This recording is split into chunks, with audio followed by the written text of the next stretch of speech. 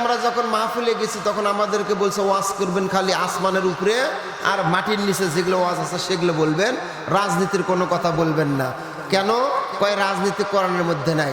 আমরা বলি রাজনীতির কথা কোরআনের মধ্যে নাই মানে রাজনীতির আব্বা পর্যন্ত এই কোরআনের মধ্যে আছে, আছে না নাই?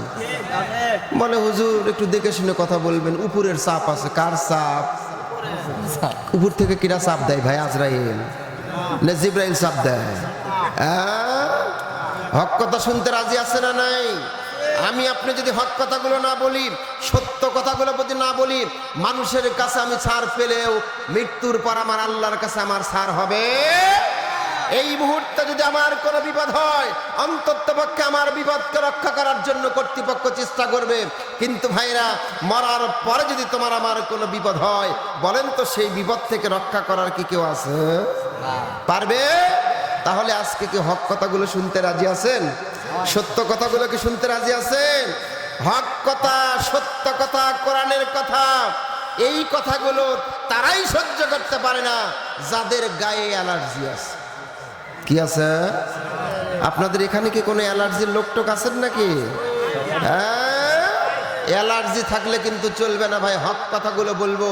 এই হক কথাগুলো বলতে গিয়ে যদি আমার জীবন চলে যায়, আমার যদি রক্ত দিতে হয়, সন্তানকে যদি এতিম করতে হয়, স্ত্রীকে যদি বিধবা করতে হয়, সন্তান এতিম করবো, স্ত্রী বিধবা করবো, কোন জালিমের কাছে আমরা মুসলমানেরা আর মাথা নত করবো না। কথা বলো ঠিক কিনা? সম্মানিত ভাইরা আমার, 1টা পর্যন্ত আর 1 ঘন্টা 25 মিনিট সময় আছে। 1টা পর্যন্ত কারা কারা থাকবেন না দুহাত তুলে আল্লাহকে দেখান। দেখছো বললাম থাকবেন না কেডা? তাই হাত তোলো। থাকবে না কারা? তারাই হাত তোলো। কারা কারা থাকবে না? ইনশাল্লাহ বলেন, আরো জোরে বলেন ইনশাল্লাহ। আর লম্বা নয়, এখন চলবে কোরআনের কথা। কার কথা? কথা হবে কোথায় থেকে?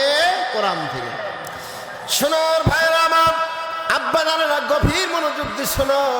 তাফসীর মাহফিল এসেছেন কোরআন থেকে কথা শোনার জন্য। এই কোরআন থেকে যারা কথা বলে তাদের কথাটা হবে সত্য কথা। কোরআন থেকে যারা কথা শুনবে তারাই হিদায়াত পাবে। জোরে বলেন ঠিক কিনা?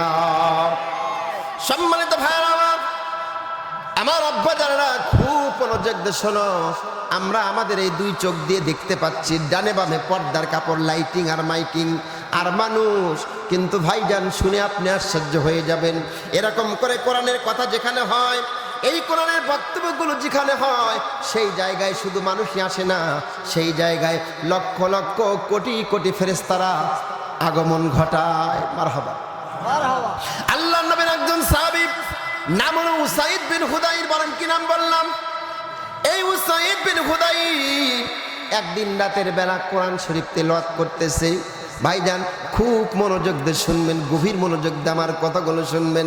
ভাইজান গো, ও ভাইজান, আজকে আমরা কোরআনটা পড়ি না, কোরআনটা বোঝার আমরা চেষ্টা করি না। এই কোরআনটা আপনার আমার জন্য কত মূল্যবান, কত দামি জিনিস বুঝতে চাই না। খুব খেয়াল করে শুনবেন। আল্লাহর নবীর সাহাবী রাতের বেলা কোরআন পড়তেছে। আল্লাহু আকবার। যখনই কোরআন পড়ে, ওই সাহাবীর বাড়ির পাশে ঘরের মধ্যেই একটা ঘোড়া ছিল, ঘোড়াটা লাফায়। নবীর সাহাবী কোরআন পড়া বন্ধ করে, ঘোড়ার লাফালাফি বন্ধ হয়ে যায়।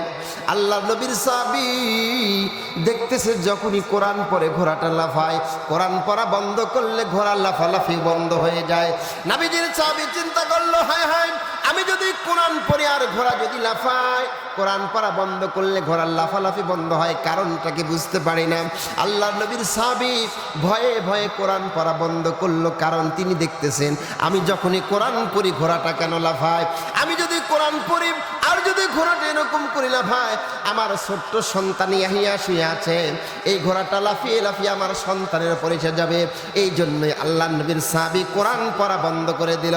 সকালবেলা ফজরের সময় নবীর সাহাবী আল্লাহর নবীর কাছে গিয়ে বলতেছি, ইয়া রাসূলুল্লাহ, ইয়া হাবিবাল্লাহ, নবীজি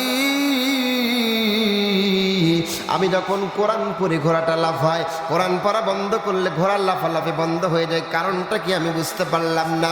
নবীজি আমি কোরআন পড়া বন্ধ করে দিই, সুম্মা রাফা রাসু ইলাস সামা, আমি আমার মাথাটা যখন আকাশের দিকে তুললাম, আসমানের দিকে যখন তাকালাম, আমি দেখলাম আমার বাড়ির মধ্যে, ঘরের মধ্যে এইরকম লাইটের মতো কি যেন মিটিমিটি জ্বলতেছে। আল্লাহু আকবার।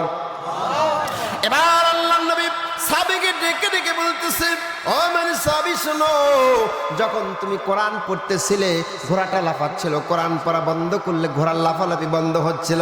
উসাইদ বিন হুদাইর রে, গত রাতে যখন তুমি কোরআন পড়তেছিলে ওই সময় তোমার কোরআন শরীফের তেলাওয়াতটা শোনার জন্য আল্লাহর খাস রহমতের ফেরেশতাগুলো তোমার বাড়িতে নেমে এসেছিল। ও উসাইদ বিন হুদাইর, তোমার বাড়িটা আলোয় আলোকিত হয়েছিল, এটা কারণ হলো ওই ফেরেশতারা আলো দিচ্ছিল।